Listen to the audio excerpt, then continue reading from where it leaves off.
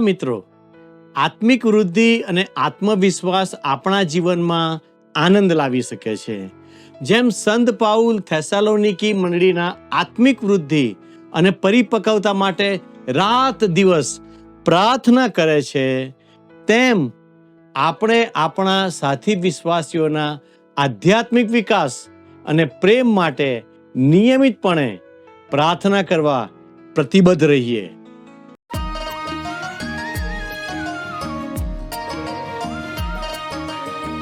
स्तवन करूं, स्तवन करूं, स्तवन करूं ईसु तारूं. वचन सुनीने ग्रहण करूं सहु તેને પંથે ચાલું. સ્તવન કરું, સ્તવન કરું, સ્તવન કરું ઈસુ તારું. વાલા મિત્રો, આપ સર્વને પ્રેમભર્યા નમસ્કાર. અમને આશા છે કે તમે બધા સુરક્ષિત અને સ્વસ્થ હશો અને ઈશ્વરના વચનોમાં વૃદ્ધિ પામી રહ્યા હશો. સ્તવન કાર્યક્રમના બાઇબલ અભ્યાસનો આ જ હેતુ છે. હું આ પ્રસારણમાં આપ સર્વનું સ્વાગત કરું છું. મિત્રો, પ્રેરિત પાઉલ થેસાલોનિકાની મંડળી માટે 3 પ્રકારની પ્રાર્થના કરે છે. પ્રથમ બાબત, તેઓ સંપૂર્ણ વિશ્વાસ રાખે. બીજી બાબત, તેઓ પ્રેમમાં વધે અને ભરપૂર થાય. ત્રીજી બાબત, પ્રભુ ઈસુ ખ્રિસ્તના આગમન સમયે તેઓ પવિત્રતામાં નિર્દોષ ઠરે. આ પ્રાર્થના દ્વારા પ્રેરિત પાઉલ એક નમૂનો આપે છે કે પાળકો અને આત્મિક આગેવાનોએ તેમના લોકો માટે કેવી રીતે પ્રાર્થના કરવી જોઈએ. મિત્રો, આજે આપણે 1 થેસાલોનિકી 3 અધ્યાયની 9મી કલમથી 4 અધ્યાયની 2 કલમનો અભ્યાસ કરીશું. તો ચાલો આજના અભ્યાસની શરૂઆત કરીએ.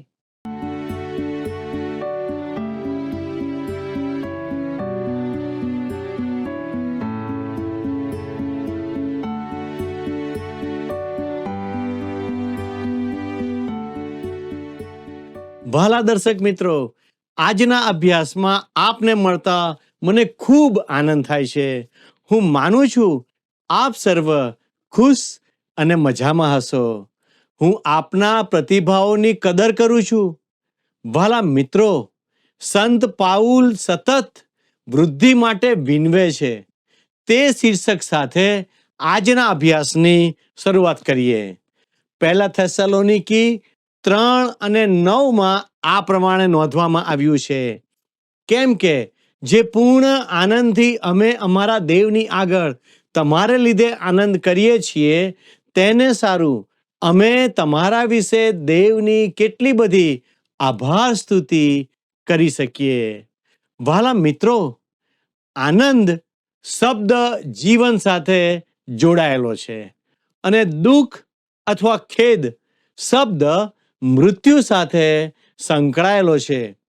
જો કે ખેદ અથવા દુઃખ આનંદ માટે હૃદયની શક્તિ વધારે છે. સંત પાઉલ થેસાલોનિકીઓ આનંદ કરવાનું જાણે કે શીખે તેમ ઈચ્છે છે. મિત્રો, વિશ્વાસુ હોવું એ અજાયબ જેવી વાત છે. 1 થેસાલોનિકી 3 અને 10 આ પ્રમાણે જણાવે છે, અમે રાત દહાડો અતિશય પ્રાર્થના કરીએ છીએ કે અમે તમને મોઢામોઢ જોઈએ અને તમારા વિશ્વાસમાં જે કંઈ ન્યૂનતા હોય તે સંપૂર્ણ કરીએ. મિત્રો, થેસાલોનિકામાં સંત પાઉલે કરેલી મહેનતને અટકાઈ દેવાઈ હતી. તેને શહેર બહાર કાઢી મુકાયો હતો. છતાં સંત પાઉલ પોતાની શિક્ષણની સેવા ચાલુ રાખવા ત્યાં પાછો જવા ઈચ્છતો હતો. તે લોકોને ઈશ્વરનું વચન શીખવવા માંગતો હતો. અને એટલે 1 થેસાલોનિકી 3 અને 11 લખ્યું છે, હવે દેવ આપણો બાપ પોતે તથા આપણો પ્રભુ ઈસુ તમારી પાસે આવવાનો અમારો રસ્તો પાધરો કરો.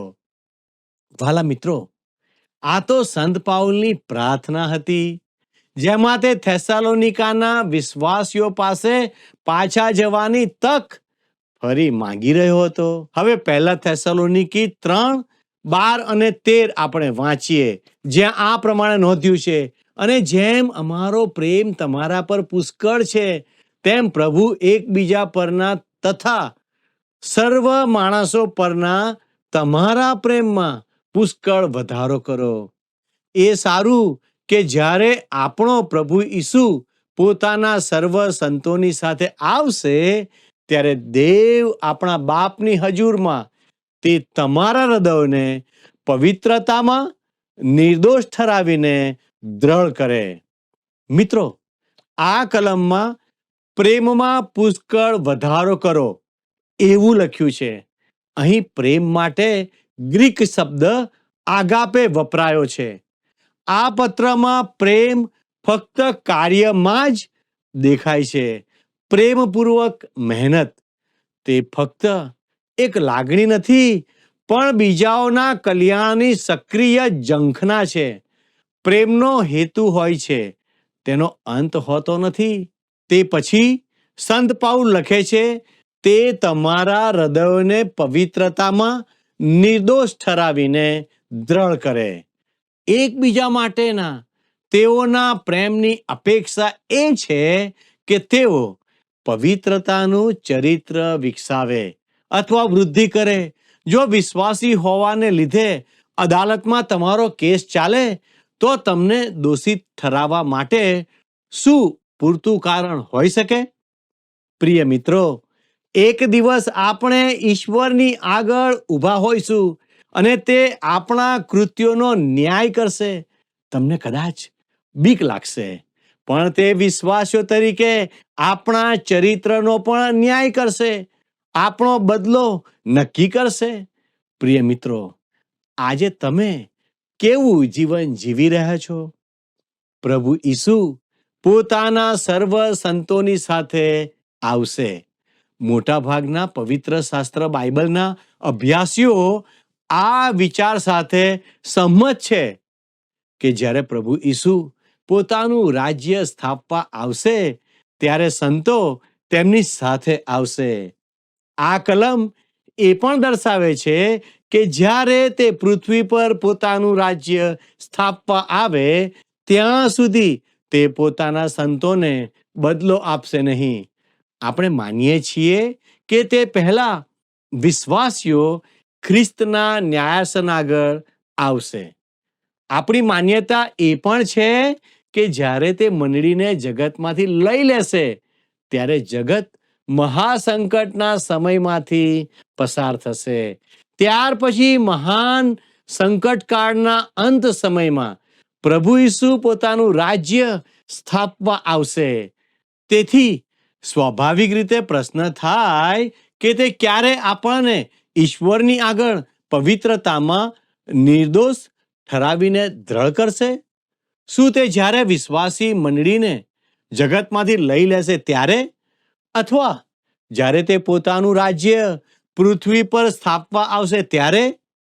આ પ્રશ્નોના જવાબનો આધાર આ કલમના શબ્દોની આપણી સમજણ પર રહેલો છે. પ્રભુ ઈસુ પોતાના સર્વ સંતોની સાથે આવશે ત્યારે. મિત્રો, આગમન કે પ્રગટ થવું, તે માટે ગ્રીક ભાષામાં જુદા જુદા વિવિધ શબ્દો વપરાયા છે. એક શબ્દ એપિફાનેઆ, જેમાંથી એપિફની શબ્દ આવ્યો છે. ખ્રિસ્તનું પ્રથમ આગમન એપિફની હતું. તે પ્રકાશવાના વિચાર ધરાવે છે. બાઇબલની અંગ્રેજી આવૃત્તિમાં પ્રગટ થયો અથવા દેખાયો શબ્દ વપરાયો છે, કેમ કે દેવની જે કૃપા સઘળા માણસોનું તારણ કરે છે, તે પ્રગટ થઈ છે, જે તીતસ 2 અધ્યાય તેની 11મી કલમમાં જોવા મળે છે. પ્રભુ ઈસુ ખ્રિસ્ત 2025 વર્ષ પહેલા એક નાના બાળક તરીકે બેથલેહેમમાં જન્મ્યા. આ તો પ્રભુ ઈસુનું જાહેરમાં આવવું અથવા પ્રકાશિત થવું દર્શાવે છે. તે તો એપિફની હતું. આ શબ્દ તેમના પ્રથમ આગમન માટે તેમની મંડળીને જગતમાંથી લઈ જવા આવવું અથવા તેમનું રાજ્ય સ્થાપવા આવવું તે માટે વાપરી શકાય. આ ત્રણે આગમનમાં જાહેર થવું, પ્રકાશિત થવું અને ઈસુ ખ્રિસ્તની ખરેખર હાજરીનો વિચાર છે. પ્રિય મિત્રો, બીજો ગ્રીક શબ્દ આપોકાલુપ્સિસ છે, જેનો અર્થ પ્રકટીકરણ અથવા ઉઘાડવું થાય છે. પવિત્ર ગ્રંથ બાઇબલમાં પ્રકટીકરણનું પુસ્તક આ શબ્દ ધરાવે છે. તેમના પ્રથમ આગમનને ઉઘાડવું, ખુલ્લું થવું ભાગ્યે જ કહી શકાય. કેમ કે જ્યારે પ્રભુ ઈસુ બેથલેહેમમાં જન્મ્યા ત્યારે તેમનો મહિમા ઢંકાયેલો હતો. તે જૂના કરારમાં મુલાકાત મંડપના સકાઈના એટલે મહિમા જેવું હતું, જે પરમ પવિત્ર સ્થાનમાં અનુભવાતું, જ્યાં ફક્ત પ્રમુખ યાજક જ પ્રવેશી શકતો હતો. એક પડદો હતો જે પરમ પવિત્ર સ્થાનને બાકીના મુલાકાત મંડપથી અલગ કરાતો હતો. મિત્રો, જ્યારે પ્રભુ ઈસુ પ્રથમવાર પૃથ્વી પર આવ્યા ત્યારે તેમનો મહિમા અથવા ગૌરવ દેખાતું ન હતું. તે તો માનવ દેહમાં ઢંકાયેલો હતો. જ્યારે તે ફરી પાછા આવશે ત્યારે તેમનો મહિમા પ્રકાશિત થશે. તેથી આ શબ્દ તેમના બીજા આગમનને દર્શાવે છે. ભલા દર્શક મિત્રો, ત્રીજો ગ્રીક શબ્દ પારોઉસિયા છે. તેનો શાબ્દિક અર્થ હાજરી અથવા અહીં હોવું થાય છે. તેનો સામાન્ય રીતે તર્જુમો આગમન કરાય છે, પણ તેનો ખરો અર્થ હાજરી થાય છે. આજે આપણે આગમન તે જ અર્થમાં વાપરીએ છીએ. કોઈ મહેમાનની હાજરીમાં ઓળખ આપતા કહેવાય છે, આ વ્યક્તિ આપણી મધ્યમાં છે, તેથી તેમનો આભાર માનીએ છીએ. તે સમયે તેઓ ત્યાં હાજર હોય છે જ. કોઈક વાર બાઇબલના ગ્રીક શબ્દ પારોસિયાનો તર્જુમો હાજરી તરીકે કરાય છે અને કોઈક વાર આગમન તરીકે કરાય છે. પહેલા થેસલોનિકી 2:19 અને ફિલિપી 2:12 પારોસિયાનો તર્જુમો આગમન થયો છે. તેથી જ્યારે આપણા પ્રભુ ઈસુ પોતાના સર્વ સંતોની સાથે આવશે, આ વાક્ય એ હકીકત દર્શાવે છે કે જે ઘડીએ પ્રભુને મળવાને માટે આપણે વાદળામાં ઉચકાઈ જઈશું, ત્યારે જ વિશ્વાસીઓ અને સંતો પ્રભુની સાથે ત્યાં હાજર હશે. તે આપણને મહિમાના ઘરમાં લઈ જશે, જે ઈશ્વરે આપણે માટે તૈયાર કર્યું છે. તેથી આ આગમન શબ્દ જે આ કલમમાં વપરાયો છે, તે પ્રભુ તેમનું રાજ્ય સ્થાપવા તેમના સંતોની સાથે પાછા આવશે તે દર્શાવતો નથી, પરંતુ સ્વર્ગમાં ઈશ્વર પિતાની હાજરીમાં આપણું આગમન દર્શાવે છે. પહેલા થેસલોનિકી 2:19 આ જ વિચાર છે.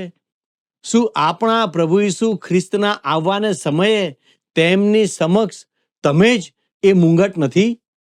આપણે પ્રભુ ઈસુની હાજરીમાં આવીશું અને ત્યારે તે આપણને ઈશ્વર આપણા પિતાની હજુરમાં આપણા હૃદયોને પવિત્રતામાં નિર્દોષ ઠરાવીને દ્રઢ કરશે.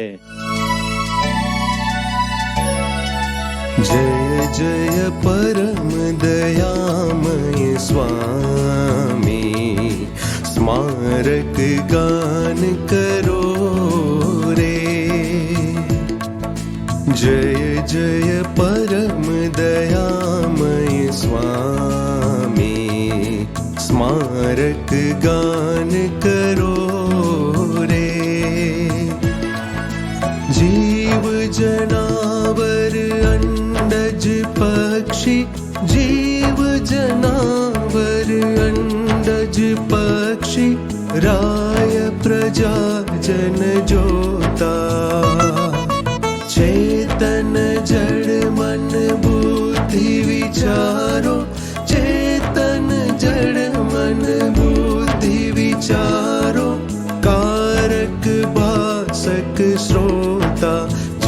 जय परम दयामय स्वामी स्मारक गान करो रे जय जय परम दयामय स्वामी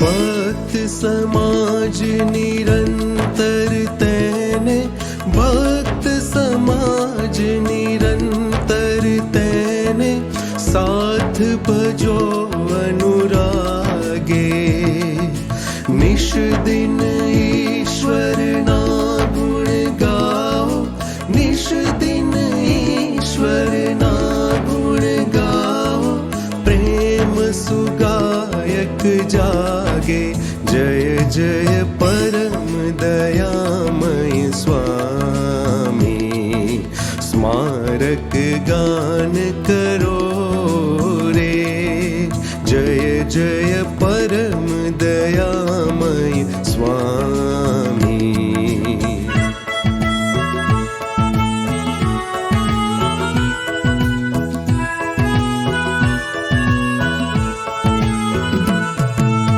ईश्वर कृत तन जीव अमारा ईश्वर कृत तन जीव अमारा अद्भुत कार्य अनुपा जीवन दाता शुभ प्रतिपाला जीवन दाता शुभ प्रतिपाला धन्य दयामय भूपा जय जय परम दयामय स्वामी स्मारक गान करो रे जय जय परम दयामय स्वामी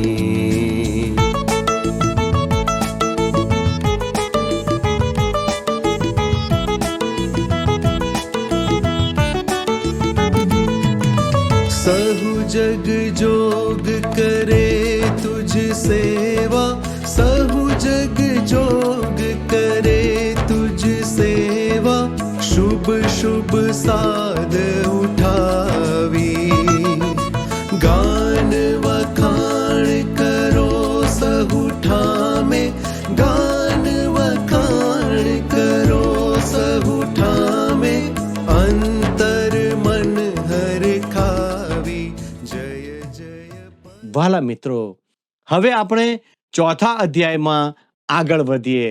ચોથા અધ્યાયનો મુખ્ય હેતુ એ છે કે ખ્રિસ્તનું આગમન શુદ્ધ કરનાર આશા છે. ખ્રિસ્તનું આગમન દિલાસાકારક આશા છે. વિશ્વાસીઓની ચાલ, વર્તન, રોજિંદુ જીવન અને વ્યવહાર કેવો હોવો જોઈએ તે આપણને બતાવે છે.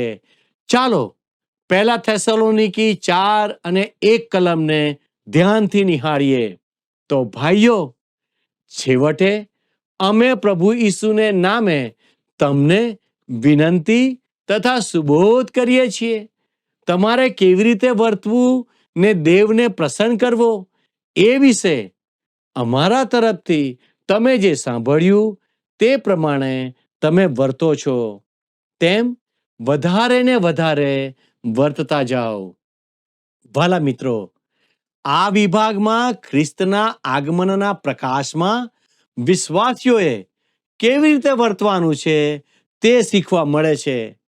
તે એક નાના શબ્દ વર્તન અથવા વર્તવુંથી બંધાયેલ છે. તે શબ્દ આ કલમમાં અને 12મી કલમમાં પણ મળે છે.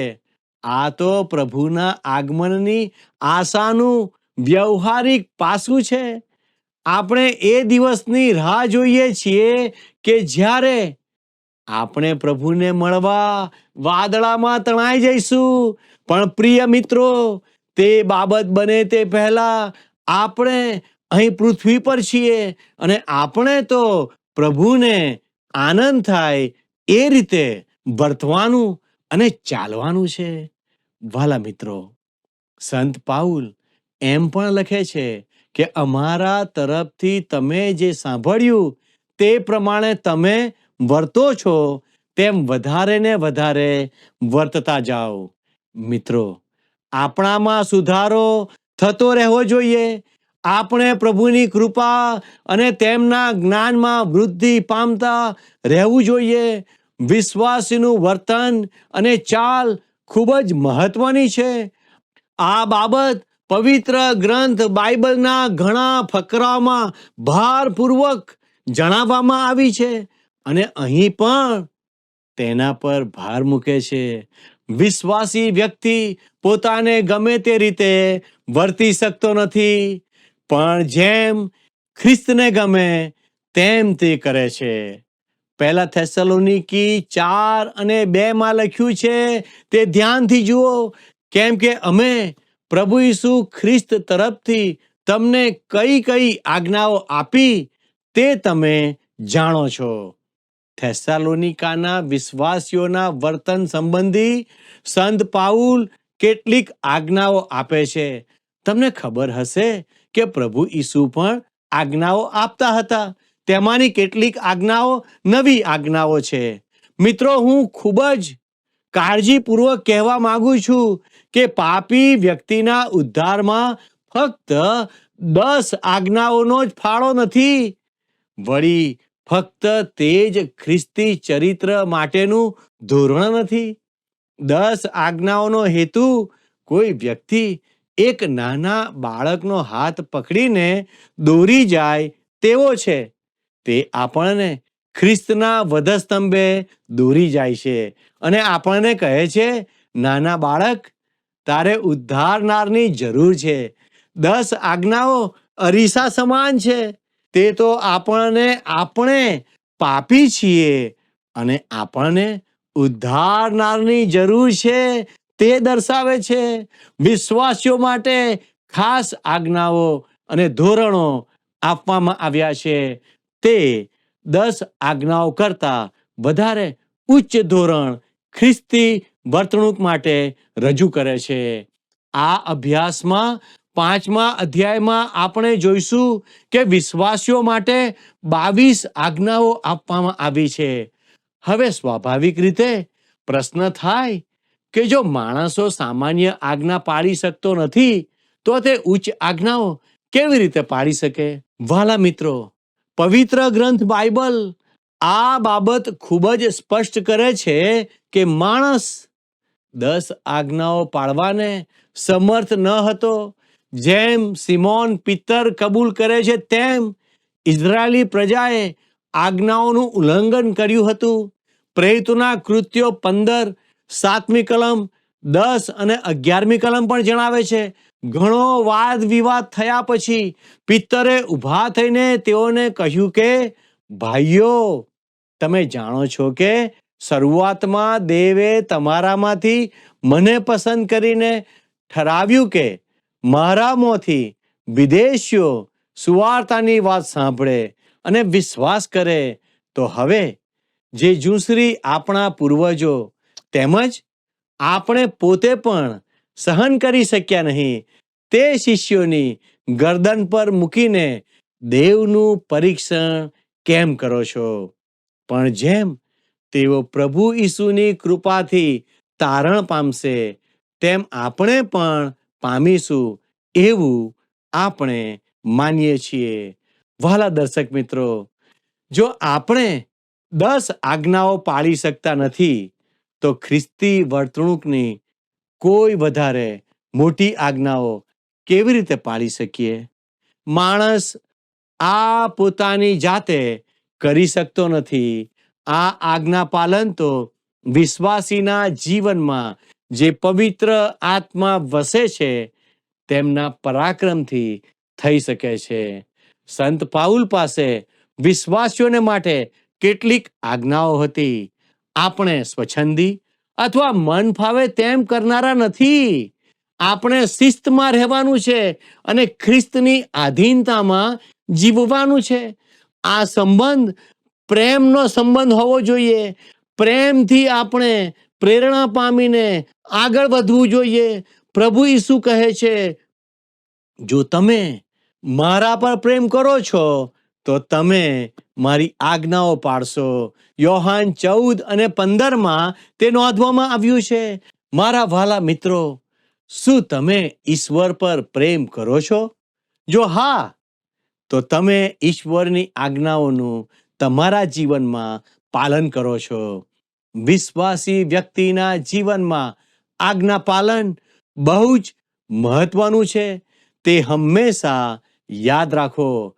પવિત્ર આત્માની સહાય માગીને આગળ વધો. આવો આપણે પ્રાર્થના કરીએ.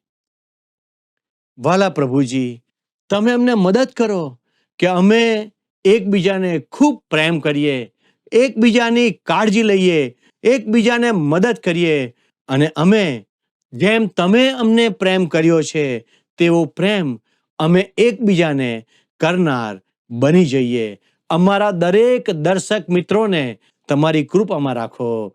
અમારી આ પ્રાર્થના ઈસુના નામમાં માગીએ છીએ. આમેન. ઈશ્વર આપ સર્વને મદદ કરો. આમેન.